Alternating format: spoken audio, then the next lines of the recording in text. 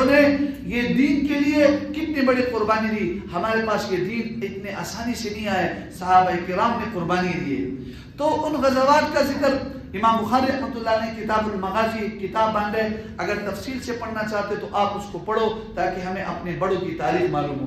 مختصراً چند غزوات کے بارے میں آپ کے سامنے اشارہ کرتے ہوئے بات کو آگے بڑھاتا ہوں. غزوہ ابوا, سب سے پہلے جو غزوہ ہے غزوہ ابوا, یہ 2 ہجری میں واقع ہوا. آپ علیہ الصلوۃ والسلام نے سعد بن معاذ, سعد بن عبادہ رضی اللہ تعالیٰ عنہ کو مدینہ منورہ کا جو ہے حاکم بنا کر کچھ صحابہ, یہ مہاجرین صحابہ کو لے کر گئے. یہاں پر بنو زمرہ کے ساتھ جو قریش کا بنو زمرہ, یہاں اس غزوے میں لڑائی نہیں ہوا, بنو زمرہ کے ساتھ اتفاق ہوا اور انہوں نے کہا کہ ہم آپ کے ساتھ قتال وغیرہ نہیں کریں گے, آپ کے ساتھ لڑیں گے نہیں, جو آپ کے ساتھ لڑتے ہیں ہم ان کا ساتھ نہیں دیں گے. پھر دوسرے نمبر پہ غزوہ بواد ہے, یہ اس کو غزوہ ودان بھی کہتے ہیں. یہ مدینہ منورہ میں ودان مقام پر یہ غزوہ ہوا تھا. آپ علیہ السلام قریش مکہ کے قافلے کے لیے نکلے تھے, ینبح کے قریب یہ جو قریش مکہ کے پیچھے گئے تھے, تو اس غزوہ میں بھی جو ہے نا قتال نہیں ہوا, جنگ نہیں ہوا. تیسرا غزوہ یہ جو دوسرا غزوہ ہے یہ ماہ ربیع الاول میں ہوا تھا, اور پہلا غزوہ یہ صفر کے مہینے میں ہوا تھا. تیسرا غزوہ جمادی الاولی میں ہوا تھا.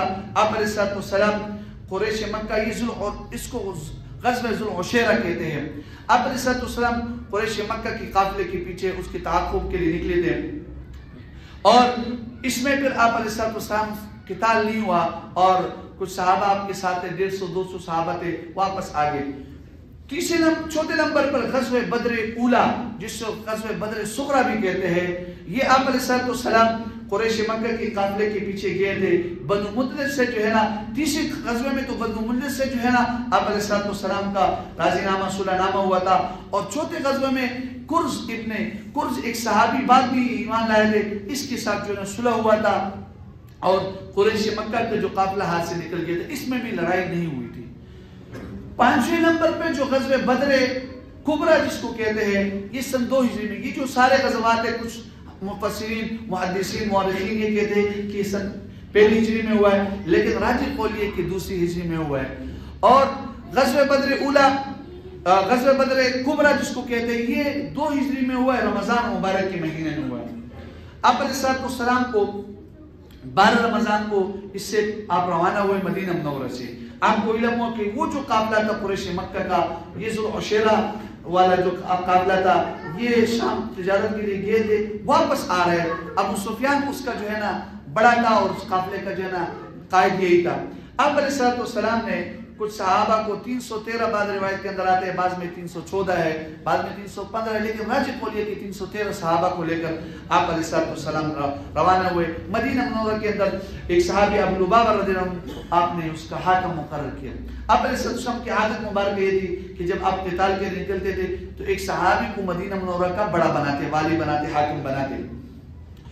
تو آپ علیہ السلام اس غزوہ میں, اصل میں آپ علیہ السلام کفار کے اس قافلے کے پیچھے گئے تھے, چونکہ انہوں نے بڑے تکالیف دیے اور اللہ کا یہ حکم تھا. تو ایک مقام پر آپ علیہ السلام پہنچے, تو صحابہ اکرام سے آپ نے رائے معلوم کرنی چاہے. حدیث میں اس کی بڑی تفصیل ہے. تو سب سے پہلے مہاجرین میں حضرت ابوبکر صدیق رضی اللہ عنہ رائے دیا, پھر حضرت عمر رضی اللہ تعالیٰ عنہ دیا, تو پھر سعد بن معاذ رضی اللہ تعالیٰ عنہ. آپ علیہ السلام انصار کے جو ہے نا رائے کو, مقداد رضی اللہ عنہ بہت لمبا خطبہ دیا, اور اس سے بڑے صحابہ خوش بھی ہوئے. اور آپ علیہ السلام کو کہا کہ رسول اللہ, جہاں پر ہمارا آپ کا پسینہ گرے گا وہاں پر ہمارا خون گرے گا. آپ کہو گے کہ اس سمندر کے اندر چھلانگ لگا دو, تو ہم بغیر چون چلا کے چھلانگ لگائیں گے.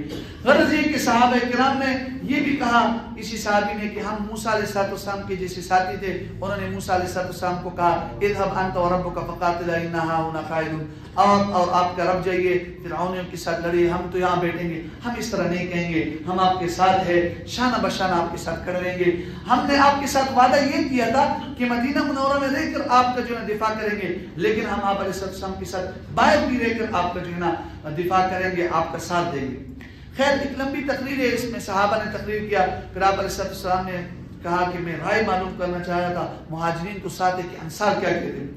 غزوہ بدر یہ 17 رمضان کو صف بندی ہوتی ہے اور غزوہ بدر اولا یہ پہلا معرکہ ہوتا ہے اسلام اور کفر کا، اور اس کے اوپر سارا دار و مدار ہوتا ہے۔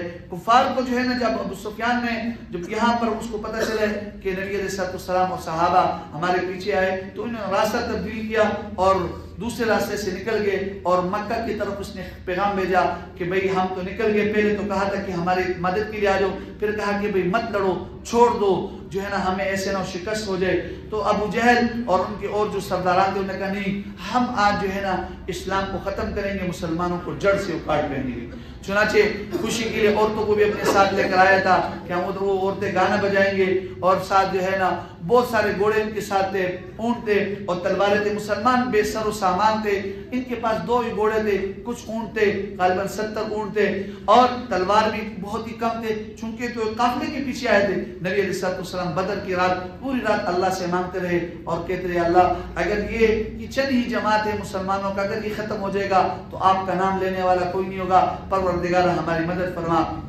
اللہ پاک نے اپنی مدد کی، وَلَقَدْ نَصْرَكُمُ اللَّهُ بِبَدْرٍ وَأَنْتُمْ أَذِلَّةٌ۔ اللہ پاک نے قرآن میں سورہ آل عمران میں اس کی تفسیر کی ساتھ جو ہے نا ذکر کیا ہے کہ ہم نے تمہاری مدد کی جب تم کمزور تھے۔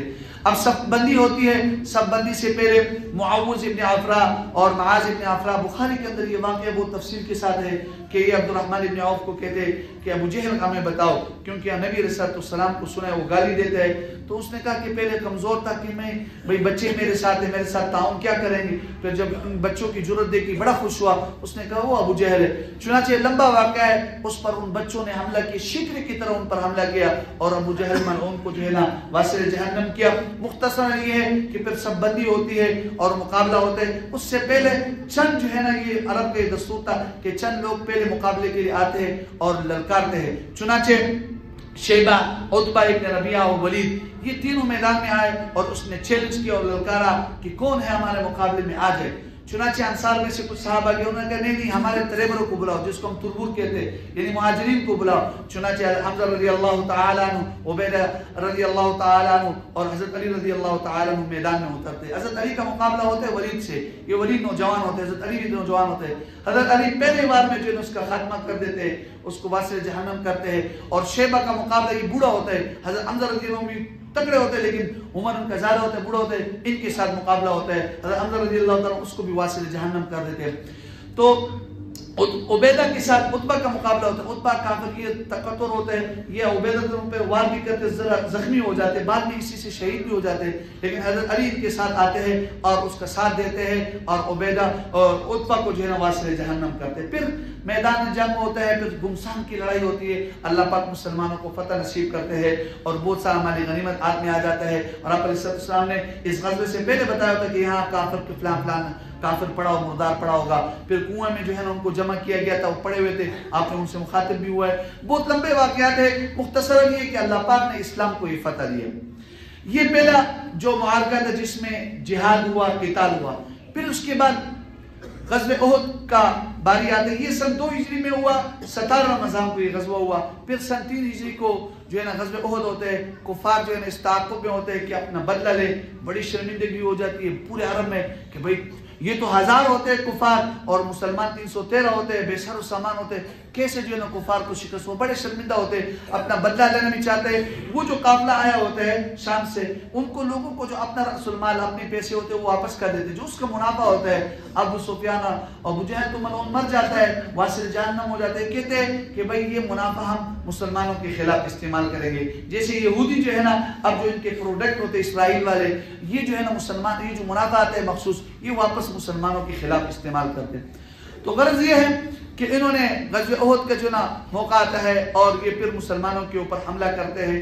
یہ اس میں مسلمان مشورہ یہ دیتے ہیں، نبی علیہ السلام کی ذاتی رائے بھی ہوتی ہے، آپ علیہ السلام نے خواب بھی دیکھا ہوتے کہ قلعے میں محفوظ ہوتا ہے اور جو ہے نا گائے بھی ذبح ہو اب دیکھتے ہیں اور تلوار کو ایک دفعہ حرکت دیتے تو وہ ٹوٹ جاتے، دوبارہ حرکت دیتے تو صحیح سالم ہو جاتے ہیں۔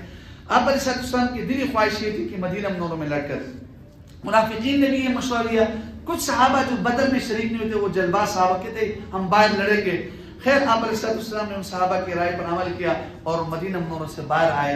احد کے ایک مقام ہے وہاں پر یہ معرکہ ہوتا ہے، کفار جو ہے نا آپ علیہ السلام نے 50 صحابہ کو، یہ جبیر ابن مطعم عبداللہ بن جبیر نے ان کے زیر دستی اس قافلے کو وہاں پر ایک احد کی پہاڑی کے پاس ایک چھوٹی سی پہاڑی ہوتی ہے اس پر مقرر کرتے ہیں. حاجی حضرات جاتے ہیں وہ دیکھتے ہیں چھوٹی سی پہاڑی ہوتے ہیں اور فرماتے ہیں کہ یہاں سے آپ نے ہلنا نہیں ہے, ہمیں شکست ہو یا فتح ہو. تو وہ صحابہ وہاں پر تیر اندازوں کے ایک دستہ ہوتا ہے. شروع میں صحابہ بڑے اور جو شیلا انداز سے حملہ کرتے کفار کو شکست بھی ہو جاتے. کفار جو ہے نا اپنے سامان اور سب چیزوں بیوی بچوں اور عورتوں کو بھی چھوڑ کے بھاگ رہے ہوتے ہیں.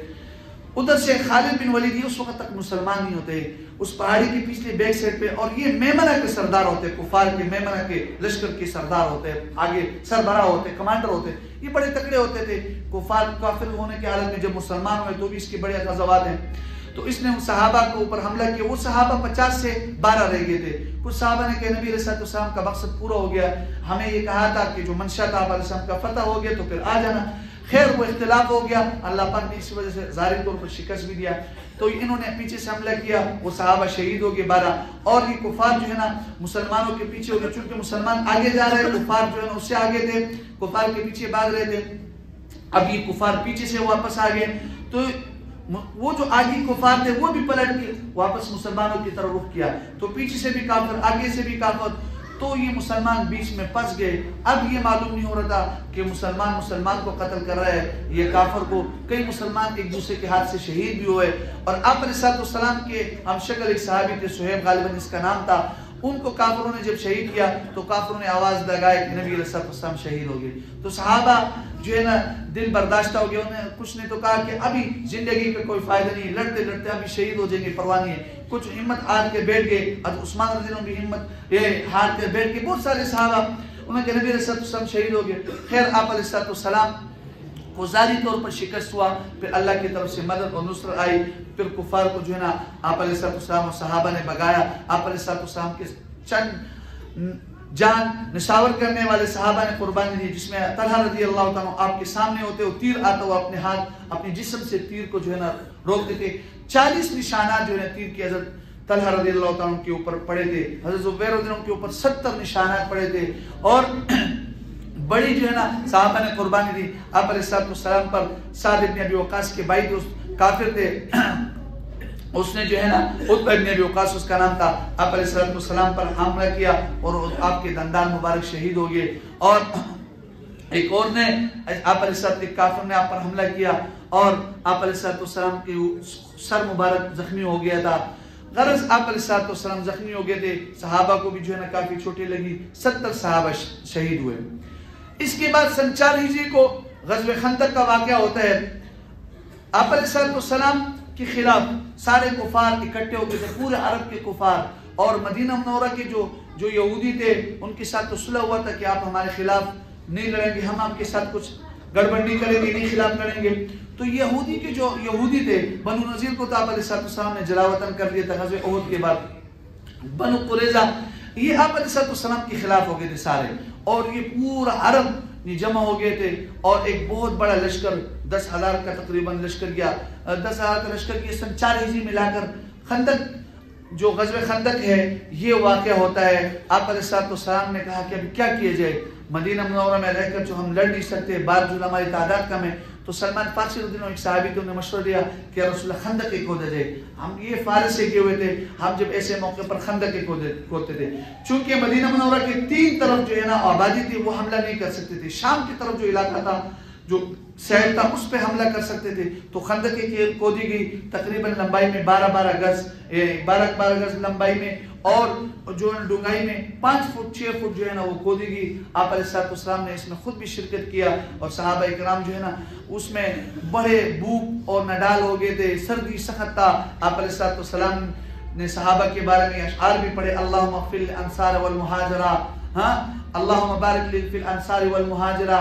اور صحابہ نے کہا نحن الذین بایعوا محمدا علی الجہاد ما بقینا ابدا, ہم نے نبی علیہ السلام کے ہاتھ پر بیعت کیا, جب تک زندہ رہیں گے تو ہم آپ علیہ السلام کے ساتھ جہاد کریں گے. لمبے قصیدے ہے، بخاری کے اندر اس کے واقعات ہے. آپ علیہ السلام نے یہ بھی فرمایا واللہ لولا اللہ ما اهتدینا ولا تصدقنا ولا صلینا فانزل السکینۃ علینا ان اذا لقوا، جب ہمارے دشمن کے ساتھ مقابلہ ہو تو ہمیں ثابت قدم رکھنا. پروردگارہ انہوں نے ہمارے خلاف جو ہے نا سرکشی کی. اذا ارادوا فتنۃ ابینا، ان کفار کی جب ہم نے بات نہیں مانا ہمیں شرک پر مبتلا کرنا چاہ رہے تھے. خیر یہ جو غزوہ خندق ہے آپ علیہ السلام 20 دن یا 15 دن، بعض روایت کے اندر 1 مہینہ یہ محاصرہ کرتے رہے. کفار نے حملہ کیا لیکن وہ نزدیک نہیں آ سکتے تھے. زیادہ سے زیادہ تیروں کا جو ہے نا انہوں نے بارش کیا. ایک صحابی سعد بن معاذ رضی اللہ عنہ کو تیر لگا تھا، وہ اس کی وجہ سے بعد میں شہید ہو گئے تھے. اور کفار جو ہے نامراد ہو کر وہاں سے لوٹ گئے اور ان کے اوپر اللہ پاک نے طوفان اور آندھی لایا اور آپس میں ان کے اختلاف پیدا ہو گئے. وہ 10,000 کا لشکر ناکام اور نامراد ہو کر وہاں سے چلے گئے. مسلمانوں کو یہ فتح حاصل ہوا. پھر اس کے بعد غزوہ ذات الرقاع ہے. غزوہ ذات الرقاع میں صحابہ نے پٹیاں باندھی تھی پاؤں پر، جوتے نہیں ہوتے تھے، اور یہ ہے کہ جھنڈوں کے رنگ مختلف تھے. اور یہ بھی لمبا واقعہ ہے. صحابہ کو اللہ پاک نے فتح دی. غزوہ بنو مستلق ہے 5ویں ہجری میں. آپ علیہ السلام کو علم ہوا کہ بنو مستلق کے سردار نے مسلمانوں پر حملہ کرنے کا ارادہ کیا. آپ علیہ السلام گئے اور ان کو اپنے جانوروں کو پانی پلا رہے تھے اور پانی پینے بھی نہیں دیا. آپ علیہ السلام اور صحابہ نے ان کے اوپر حملہ کیا، ان کو بھی شکست ہوا. پھر سن 6 ہجری میں غزوہ صلح حدیبیہ کا ہوتا ہے. یہ بھی لمبا واقعہ ہے. آپ علیہ السلام کو اللہ پاک نے اس میں فتح انا فتحنا لک فتحا مبینا اس کا جو ہے نا خوشخبری دیا. یہ بھی گویا مسلمانوں کو اللہ پاک نے اس میں فتح دیا. پھر غزوہ خیبر ہوتا ہے. غزوہ خیبر میں یہ سن 7 ہجری کو غزوہ خیبر ہوتا ہے. یہ فتح صلح حدیبیہ کے بعد. اس میں یہ جو یہودی ہوتے ہیں نا مدینہ منورہ سے آپ علیہ السلام قریظہ کو تو قتل کر لیتے. سن 5 ہجری میں غزوہ بنو قریظہ ہوتے ہیں. اور جو بنی نذیر کو جلا وطن کیا ہوتے ہیں یہ خیبر کے اندر آباد ہوتے ہیں. اور کفار کے ساتھ یہ ہر وقت جو مشورے کرتے ہیں اور مسلمانوں کے بارے میں کفار کو ابھارتے ہیں. آپ علیہ السلام آخرکار ان یہودوں کا خاتمہ کرتے ہیں. اور غزوہ خیبر ہوتا ہے. اور 5 قلعے ان کے اندر، یہ 5 قلعوں میں محفوظ ہوتے تھے. قلعہ نائم، قلعہ قموس اور قلعہ سعد اور قلعہ سلاتم، قلعہ ستح. ان میں آپ علیہ السلام نے ایک قلعے کو جو ہے نا فتح کرتے ہیں اور یہ کفار جو ہے نا آخرکار ان کو بھی شکست ہو جاتے ہیں. بڑا مال غنیمت صحابہ کو اور آپ علیہ السلام کو ملتے ہیں.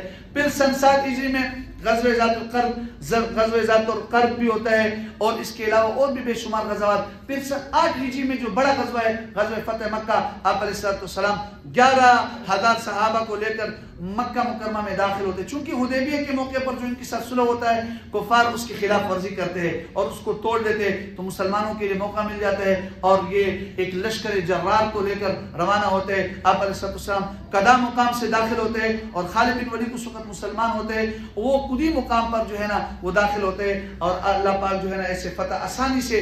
خالد بن ولید کے ساتھ کچھ اوباش قسم کے لوگوں نے جھگڑا کیا ہوتا ہے، قتال کے 4 صحابہ شہید ہو جاتے ہیں اور کفار واسل جہنم ہوتے ہیں. آپ علیہ السلام جہاں سے داخل ہوتے وہاں قتال کی نوبت بھی نہیں آتی. اس طرح مکہ فتح ہو جاتے.